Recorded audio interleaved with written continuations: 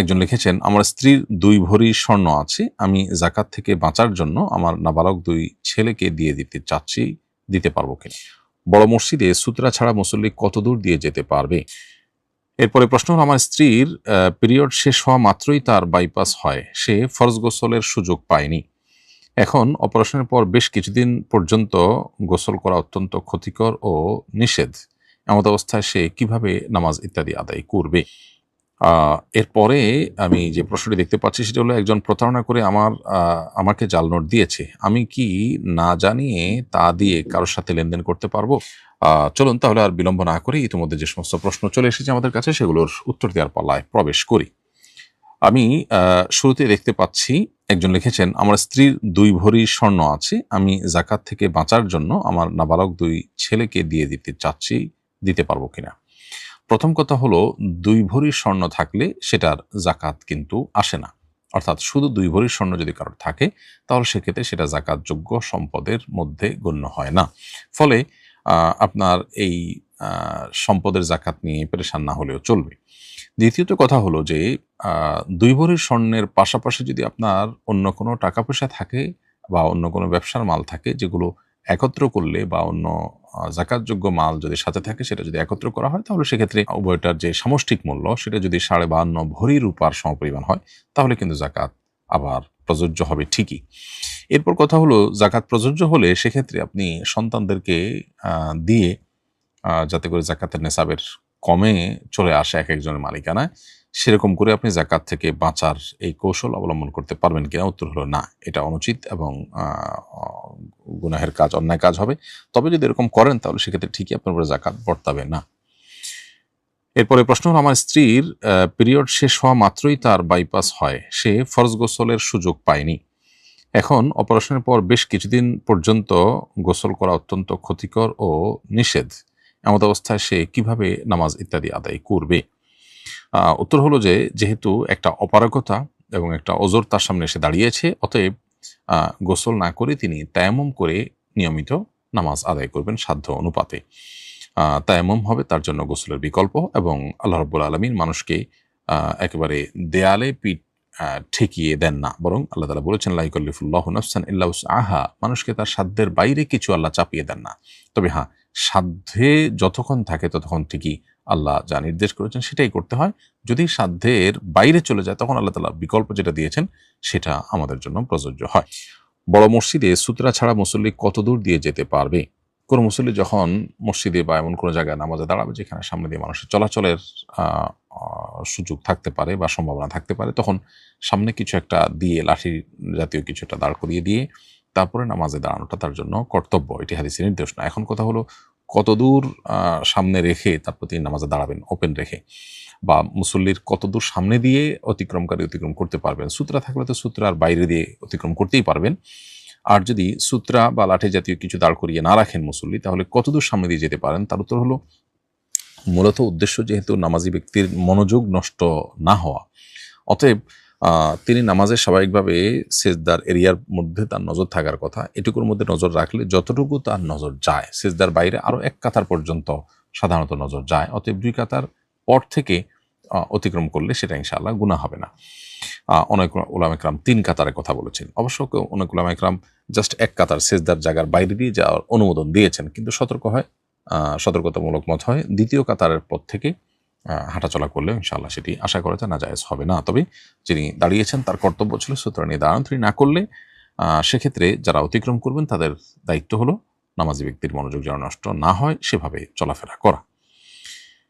রমাদানকে productive করতে করণীয় কি? আপনার সুপরামর্শ কাম্য। আমরা ইতিমধ্যে একাধিকবার এই বিষয়ে আপনাদের এই প্রশ্নের উত্তর দিয়েছি। আলহামদুলিল্লাহ, সুন্নাহ ফাউন্ডেশন থেকে প্রোডাক্টিভ রমাদান অতিবাহিত করবার জন্য, প্রোডাক্টিভিটি বাড়ানোর জন্য রমাদান মাসে আমরা একটি সেমিনার আয়োজন করেছি। সেখানে আমরা ৫০০ শতাধিক মানুষকে অংশগ্রহণ করবার সুযোগ দিতে পেরেছি আমাদের অডিটোরিয়ামে। আলহামদুলিল্লাহ, একটি চমৎকার প্রোগ্রাম ছিল। সেখানে বিভিন্ন ধরনের এক্সপার্টদেরকে এনে আমরা এই প্রোগ্রামটা অ্যারেঞ্জ করেছিলাম।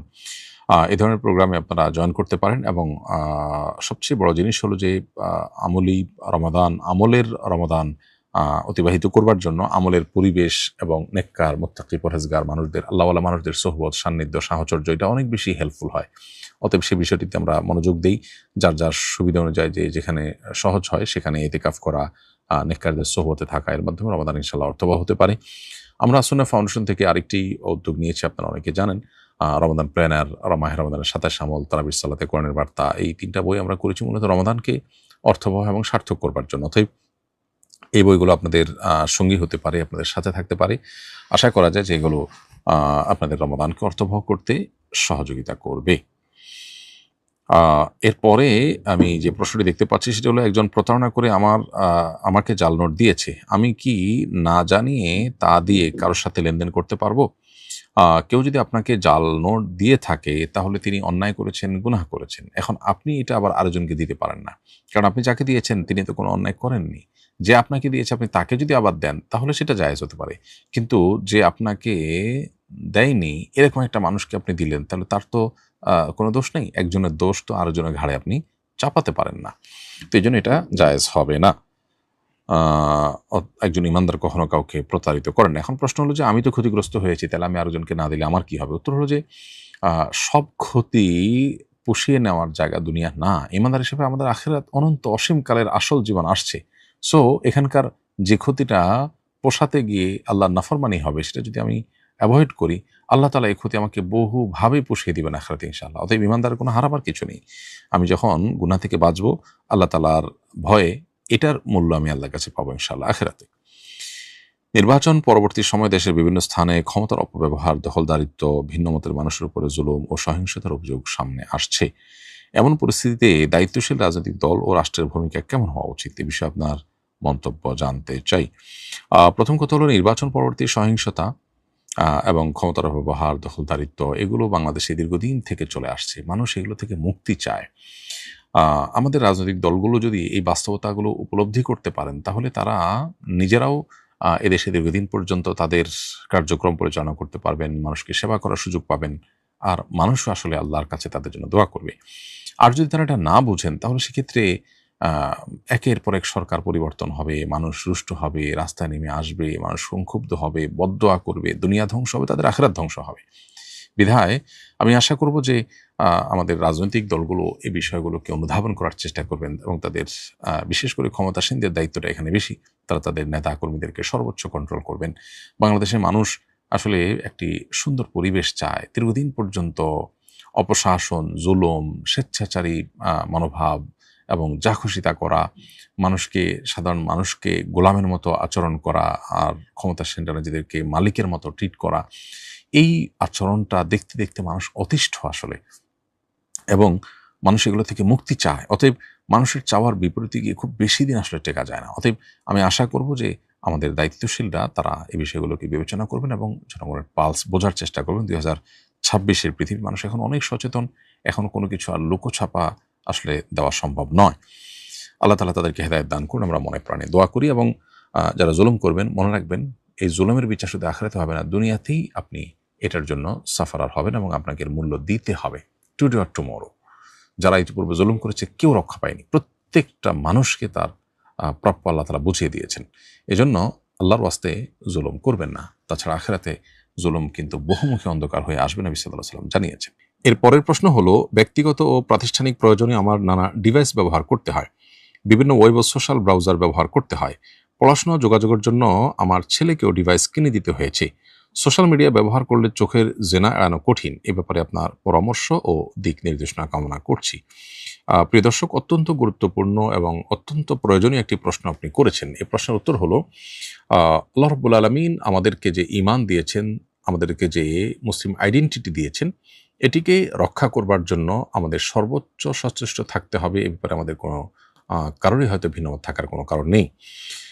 আমরা অনেকেই ঈমান আমল রক্ষা করবার জন্য যতটা সচেতন অন্য সব ক্ষেত্রে, সোশ্যাল মিডিয়া এবং অনলাইনের জগতে যখন আমরা বিচরণ করি, তখন আমরা নিজেদের অজান্তেই অথবা জ্ঞাতসারেই হয়তোবা আমরা গুনাহের জগৎ থেকে বেঁচে থাকতে পারি না। অন্য অনেক ক্ষেত্রে হয়তো ঈমান, আমল, তাকওয়া এগুলোকে আমরা রক্ষা করার চেষ্টা করি এবং সফলও হই অনেকটা। কিন্তু সোশ্যাল মিডিয়াতে বিশেষ করে যখন প্রবেশ করি এবং এখানে যখন আমরা নিমজ্জিত হয়ে যাই, ডুবে যাই, তখন গুনাহ থেকে বেঁচে থাকাটা আমাদের জন্য অত্যন্ত দুরূহ হয়ে পড়ে। ব্যক্তিগতভাবে অনেকে হালাল হারাম খুব মেনটেন করেন, অনেকেই হয়তো পর্দাও মেনটেন করেন, অন্য অনেক বিষয়ে মাশাআল্লাহ মাহরাম মেনটেন করেন, তাকওয়া চর্চা করার চেষ্টা করেন। কিন্তু এই জায়গাটা এসে অনেকখানি দুর্বল হয়ে পড়েন এবং শয়তানের কাছে অনেকটাই আত্মসমর্পণ করে ফেলেন। মূলত ইসলাম এবং মুসলমানদের যারা শত্রু, যারা মুসলমানদের রুহানি শক্তি, ইমানি শক্তিকে শেষ করে দিতে চায়, তারা এই আয়োজনগুলোকে অত্যন্ত সুপরিকল্পিতভাবে আমাদের সামনে উপস্থাপন করেছে এবং আমাদের মধ্যে ছড়িয়ে দিয়েছে। তো একদিকে তো আমাদের জীবনের প্রয়োজনে এই সমস্ত জগতে বিচরণ করতে হয়, অবশ্য অনেকের প্রয়োজন ছাড়াও শুধুমাত্র টাইম পাসের জন্য এগুলোতে বিচরণ করবার অভ্যাস আছে। যাই হোক না কেন, একদিকে এই বাস্তবতা আছে, অপরদিকে আমাদের ঈমান আমল রক্ষা করবার প্রশ্ন আছে। এই দুয়ের মধ্যে সমন্বয় আমরা কিভাবে করতে পারি?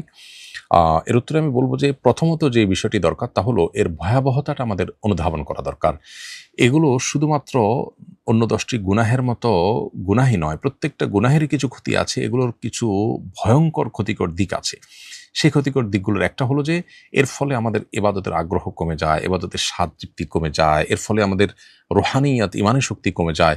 ধীরে ধীরে আমি নামকাওয়াস্তে মুসলমানে পরিণত হই। এজন্য চোখের গুনাহ, কানের গুনাহ এগুলো থেকে বাঁচার জন্য আমাদের বিশেষভাবে সচেষ্ট হতে হবে এবং এগুলোর ভয়াবহতাটা আমাদেরকে খুব ভালোভাবে আঁচ করতে হবে, অনুধাবন করার চেষ্টা করতে হবে।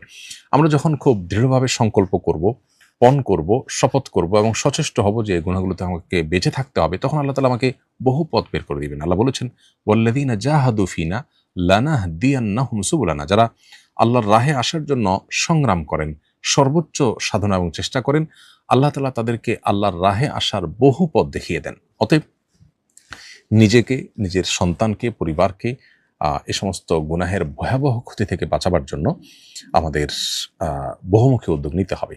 আল্লাহর কাছে আমরা দোয়া করব, আল্লাহ যেন আমাদেরকে হেফাজত করেন। সেই সাথে এই সমস্ত জগতে বিচরণ করা একান্ত প্রয়োজন না হলে আমরা বিচরণ করবই না, এটা হলো সবচেয়ে বড় সমাধান। এর পাশাপাশি যাদের বিচরণ করতে হয়, অনলাইনে তার ঢুকতে হয়, প্রবেশ করতে হয়, সোশ্যাল মিডিয়া ব্রাউজ করতে হয়, তাদের সেখানে সেফটি বেল্ট নিয়ে তারপর প্রবেশ করতে হবে। এক তো হলো ইমানি শক্তি বৃদ্ধি করে প্রবেশ করা, যাতে করে গুনাহ থেকে আমি বেঁচে থাকবো। হারাম কোনো কিছু আসলে সেটা আমি দেখবো না, এড়িয়ে যাব। হারাম কোনো কিছু কানে আসলে আমি শুনবো না, এরপরে সচেষ্ট থাকবো। এর পাশাপাশি আজকাল বিভিন্ন অ্যাপ বের হয়েছে, যেমন আমাদের কিছু তরুণ বন্ধুরা কাহাফ গার্ড, কাহাফ কিডস, কাহাফ ব্রাউজার এগুলো তারা ডেভেলপ করেছেন। এগুলো মোবাইলে যদি আমরা ডাউনলোড করে নিই, ইনস্টল করে নিই, ইনশাআল্লাহ বিদিনিল্লাহ এগুলোর মাধ্যমে আমরা আমাদের এই হারাম যে গুনাহগুলোর ভয়াবহতা নিয়ে আমরা হারাম কাজগুলোর যে ভয়াবহতা নিয়ে আমরা শঙ্কিত, সেগুলো থেকে বেঁচে থাকা অনেকটা সহজ হবে। যেমন কাহাফ গার্ড এই অ্যাপ ডাউনলোড করলে এখানে এই কাহাফ ফ্যামিলির যা আয়োজন আছে, বিশেষ করে এই জাতীয় গুনাহ থেকে বাঁচাবার জন্য, সেই সবগুলো আমরা একসাথে পেয়ে যাব। আমার দীর্ঘদিন থেকে অভিজ্ঞতা আছে যে কাহাফ ব্রাউজার যখন ব্যবহার করা হয়, এটা যখন ইনস্টল করে এই কাহাফ ব্রাউজার ব্যবহার করে যখন আমরা ব্রাউজ করি অনলাইনে, তখন দেখা যায় যে কোনো আমি নিউজ পেপার পড়ছি, সেখানে কোনো হারাম ছবি আসলো, ছবিটাকে তারা ব্লার করে দিচ্ছে, অটো ব্লার হয়ে আমার সামনে আসছে। ফলে আমি নিউজ ঠিকই পড়ছি, কিন্তু হারাম ছবির দিকে আমার তাকাবার পথ রুদ্ধ হয়ে থাকছে, আমি গুনাহ থেকে বেঁচে থাকতে পারছি। ঠিক একইভাবে কোনো ভিডিও আমাকে দেখতে হচ্ছে, ভিডিওতে মিউজিক আছে, ব্যাকগ্রাউন্ড মিউজিক আছে, যেটা হারাম শোনা আমার জন্য। আমার নিজের অজান্তে হয়তো প্রয়োজনীয় জিনিস দেখতে দেখতে আমি ওটা শুনছি। ওটা শোনার ফলে কিন্তু আমার কল্ব নষ্ট হচ্ছে, আমার কল্ব অন্ধকার হচ্ছে, আমার সত্য অসত্য নিরূপণ করা কঠিন হয়ে যাচ্ছে, গুনাহ হয়ে যাচ্ছে, রুহানি শক্তি, ইমানি শক্তি নষ্ট হয়ে যাচ্ছে, আমার স্পিরিচুয়ালিটি ধ্বংস হয়ে যাচ্ছে। সেই জায়গা থেকে আমি যখন কাহাফ ব্রাউজার ব্যবহার করে এরকম কোনো ভিডিও দেখব, তখন দেখা যাবে যে সেই ভিডিওর ওই হারাম যে মিউজিকটা সেটা মিউট হয়ে আসছে আমার কাছে। ঠিক একইভাবে বাচ্চাদের যে ডিভাইসগুলো আমরা দিচ্ছি, সেখানে যদি কাহাফ কিডস এটা ইনস্টল করে দেই, তখন দেখা যাবে যে সে বাচ্চা যখন ওই ডিভাইস ব্যবহার করে কোনো কিছু দেখছে, তখন তার ঈমান আমলের জন্য হার্মফুল যা আছে সেই জিনিসগুলো তার সামনে ব্লার হয়ে আসবে বা মিউট হয়ে আসবে বা সেগুলো ব্লক হয়ে আসবে, সে চাইলে সেগুলো ওপেন করতে পারবে না। ফলশ্রুতিতে একদিকে বাচ্চাদের ঈমান আমল হেফাজত হলো, আমাদের ঈমান আমল হেফাজত হলো, অপরদিকে আমাদের কাজটা যেটা করা দরকার সেটাও হয়ে গেল। এটা একটা উদ্যোগ। এর বাইরে আরও নানা উদ্যোগ থাকতে পারে, এর চেয়ে কার্যকর কোনো উদ্যোগও থাকতে পারে। যদি থাকে আমাকে সেই চেষ্টা করতে হবে। গুনাহ থেকে বেঁচে থাকাটা আমার জন্য ফরজ। কিভাবে বাঁচবো সেটা আমার ব্যাপার, আমাকে খুঁজে বের করতে হবে।